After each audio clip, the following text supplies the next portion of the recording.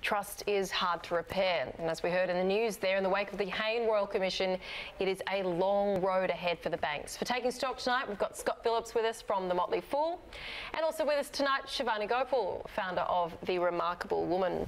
Great to see you both. It's interesting, we've heard a lot of sorries from the banks. Sorry is not the hardest word to say, apparently. Yeah, we've heard it plenty.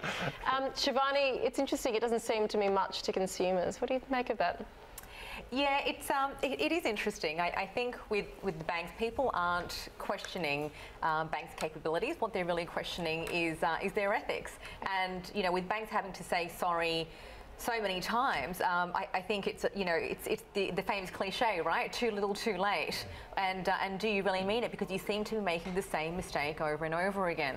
So I think when it comes to people losing trust in our banks, I don't think that we're going to see a run on the banks. I think everyone knows that they have the capability to have money safely invested in banks. But I think what they are seeing is this reckoning, I think. Middle Australia didn't know there was an issue with the banking system until the Royal Commission was called, and all of these things started to come out into the forefront. For example, insurance policies being declined on really outdated medical terminology and medical tests. I mean, we didn't think that's fair, and I think that's a really fair call to make. For example, heart the way that we would measure heart attacks, for example, the insurance companies were measuring in a really old way, whereas the medical terminologies had moved so far beyond, and loans being lent for people who really couldn't afford it. So I think these are things that Australians are saying, not good enough, you need to do better, and you can really see the banks recognising that as well. David Murray made a famous speech when he was CEO of CBA, and he said, people won't trust you if you can't get the little things right. They won't trust you with the big things. And you can really see the banks recognising that now and starting to simplify their businesses as well, and moving away from wealth, and moving away from wealth and staying with retail. Yeah, I thought it was really interesting, and you sort of said it in terms of the people are not happy, and that was a really interesting part of this report, because there was no trust differentiators between politics, gender, class. Everybody's angry. There's no difference whether we're talking about big lenders, small lenders. Even if you're the kind of customer that goes into a branch versus the kind that does all of their banking online, there's really kind of nothing there to say that the banks should be targeting their sorries at certain people as opposed to everyone. And I think it's kind of to Shivani's point as well. It's the whole of corporate Australia. It's not. I mean, we're talking about the banks a lot because they're on the spotlight, but this is a trust deficit across business everywhere, really, isn't it? Yeah, I think that's right. I think we know businesses are out there to maximise profits. The problem is we've forgotten that that's long-term profits, not this year's profits. And so when you have corporate incentives that are structured around this year's profit or next quarter's sales numbers or whatever it is, you do what you can to deliver that number, and who cares about the future, right? Someone else's problem, some other poor schmuck's going to be the CEO in 5 years' time. Who cares when the chickens come home to roost? Not going to be my problem. You say sorry seems to be the hardest word. Hardest word to believe, I think, rather than hardest word to say. They're saying it plenty. People don't believe it. And I think to your point, Brooke, that is issue right across corporate Australia. And Chris, to your point, the fact that small, large banks, that's across the board, there's just this sense among all of the population, well, they're probably doing the wrong thing anyway, and I don't really know which one of them is or isn't. So it's just easier in this case there's so many bad examples of wrongdoing at the Royal Commission.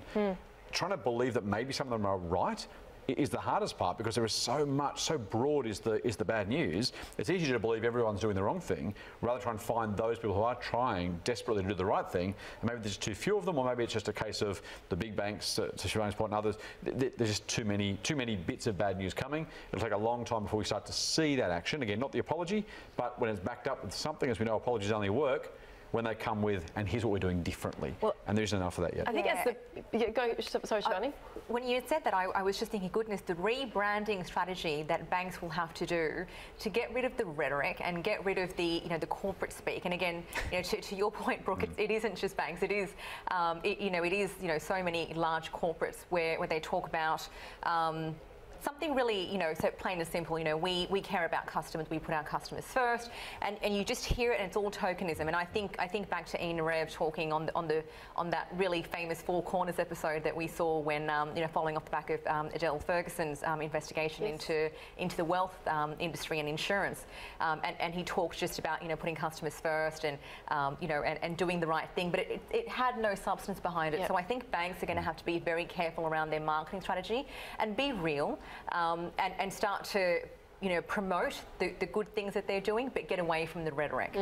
Well, it's affecting executive pay everywhere. We're looking across, Tabcorp and Telstra. I mean, I think it's kind of the same issue we're talking about. But interestingly, and you are both entrepreneurial types, if people have watched either of your careers, so you can probably appreciate in any situation like this, there are also winners. I think the fintech sector seems quite emboldened by all of this. I do think that that's certainly an opening for them, and they're going to really kind of thrive. It's, the new generation coming through and looking at these new generation products and services, and companies that are really attaching themselves to a really good kind of cultures, and I think there's kind of a lot of feel-good factors around some of these fintechs. Well, what do you think? Who are the brands that we know and trust and love, right? Apple, Google. So okay, there's Apple Pay, there's Google Pay.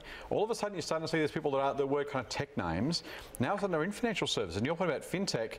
Are you going to trust the Commonwealth Bank or are you going to trust Apple? Well, I think if you ask the majority of millennials, and they get this horrible generalisation, but fair chance people say, I trust Apple a lot more than I trust my bank. Yeah. And so that starts to think about, okay, trust where do you Afterpay, they're just where do you put your money? Exactly. So it starts to become that sense of, at least they're different. And that's both good and bad, right? It's good in terms of innovation. It's probably bad because some people will get burnt by trying to find someone other than the banks and probably end up with the wrong products. You had Chris Bricky on earlier from StockSpot. Again, those guys, the robo-advisors, are doing really well for the same reasons. Is they're saying, well, don't go with those guys. It's clear, it's transparent. And remember, of course, talking about entrepreneurialism, the innovator is the one who can come in and do something at half the margin of the other guy, because it's all new money, right? If you're defending your turf, you can't afford your margins to drop by 4 or 5 percentage points, because that's going to cost you maybe 20% of your profit. Particularly when you've got to report to the market every quarter. And you're the new guy coming in and saying, hang on, I don't need to make 20% margins, I'll make 10% margins, I'll make a fortune doing that. And so all of a sudden you add margin pressure on top of those other pressures, and very, very hard to be innovative, very, very hard to be an entrepreneur. But if you can get it right, the big guys don't want to defend until it's too late. Look at Kodak, plenty of examples of people who said,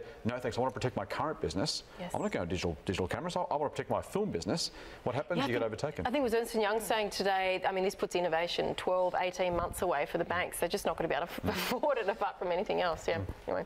It's, I think it's kind of amazing because, as you say, this whole experience, this whole chaos is kind of potentially a platform. And we were just talking to Sophie Ellsworth before about the fact that Australians, over half of mortgage holders in Australia have financial literacy issues that relate to their own mortgage. So I kind of feel like there's also this sense of, I knew you were up to something. I didn't understand what was going on in this stuff that I was writing, and I knew you guys were up to something. So this whole idea that we can simplify, there's a lot of kind of opportunities being presented with the fintech rise. Yeah, there really is, and banks are really a great example. I say the word great with sarcasm. A great example of what goes wrong when you have groupthink.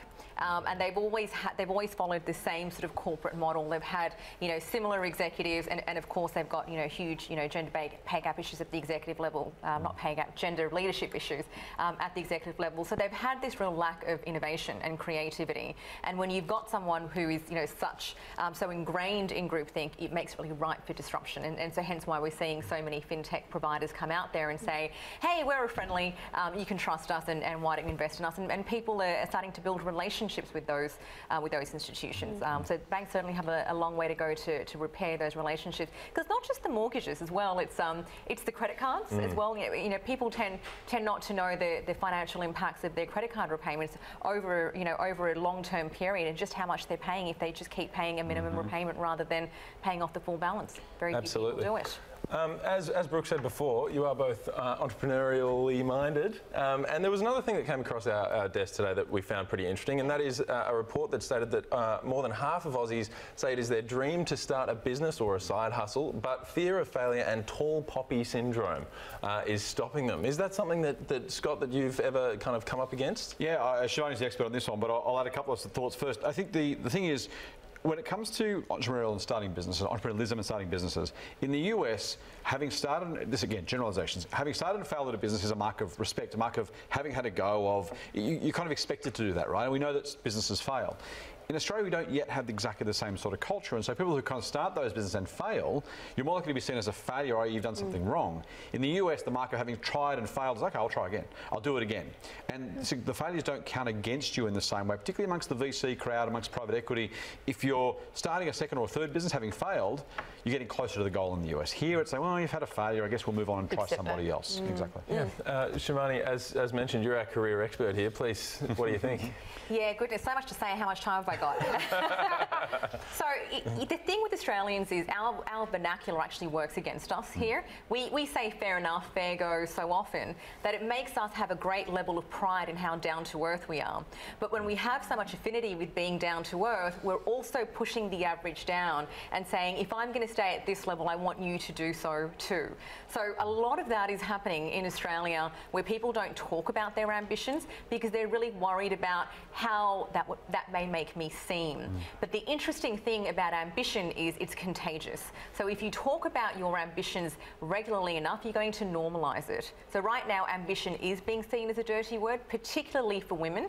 Women are being more penalised for being ambitious than men. But if you do talk about it, chances are someone's going to say, goodness, that's a great idea, and here's my ambition too. And so therefore, you'll start to find that you can galvanise and find people who are going to support you. You'll probably end up partnering up with that person that you had a chat with at a barbecue anyway. So that's one. The second thing I'd say is everyone has fear of failure. If there's anything that I've learned in The Remarkable Woman, we've had so many capable, intelligent women come to us across all levels of corporate and business in their career. And they each have a fear of failure where they want to do something. And my response to them is, congratulations, you're human. It happens to everyone. And I think people should take heart from that and know that no matter how capable you are going to have some level of fear of failure. I mean, you know, the co-founders of Atlassian had fear of failure too, and yet they still did it. So my personal mantra is action cures fear. And whenever I feel nervous or anxious or fearful about what I'm going to do, I literally just take the next action. I just put one foot in front of the other. Before you know it, I've got momentum. And I'll tell you what, nothing is more motivating than progress. So if you start making progress and you start telling other people about your progress, not only will you propel forward, but others will too. So my advice around this is just start talking about it. If you want to make ambitious more normal, it starts with you. Love that. I love that too. I mean, I was kind of. I was engrossed. That was good. Right, we're off. We're gone. We got to start a business. Sorry, guys. The other thing too, I think it's worth saying is back to house prices. Ironically, is we are so indebted as a nation now. It's much harder to take some of those risks. And so if you think commercial about rents. I mean, I bang on about this all the time. No, but commercial rents are so high. I mean, it costs a lot of money to have an idea and try and make it work. Right, you know, your so fixed costs. We know that it's 20-somethings. If you haven't got the debt, if you got maybe you're sharing a house, that's the time, ironically, to start something because you haven't got those the family, the mortgage, the rent, the whatever else is. The expense of trying these things actually is relatively high because of those things. House prices, rents, as you say, they keep the barriers much higher than otherwise might be. Yep. Of course, and we are a self-deprecating people in Australia. We like to make fun of ourselves rather than put ourselves forward, all of that sort of thing. We haven't got too much longer, but there was another story that we thought was pretty interesting, which is that humans are about to apparently see the deepest, darkest parts of the ocean with a $48 million submarine. So, I mean, that's pretty interesting, I think. Are you interested to find out what's down there? I mean, they say it's less known about the bottom of the ocean than the surface of the moon. Right, truly the final frontier underwater. And there's so much more under the ocean than above the ocean. So the amount we've actually done so far is nowhere near what's coming down the pike. I think that's the really cool part about it. Animals to be discovered, landscapes to be explored. It really is a really cool part of what's going on. Shivani, what do you think? Worth it? I think it's fabulous. I think it's worth it, and I think there'll be a great amount of traction. I've got to say, when I first heard about it, the 3D movie that played in my mind was the opening scene of Titanic. Oh, and then I just thought of Clive Palmer. No. That's not what I was referring to. Titanic 2 coming to us soon. Hey, thank you guys. Great chat as always. We appreciate it this Monday night.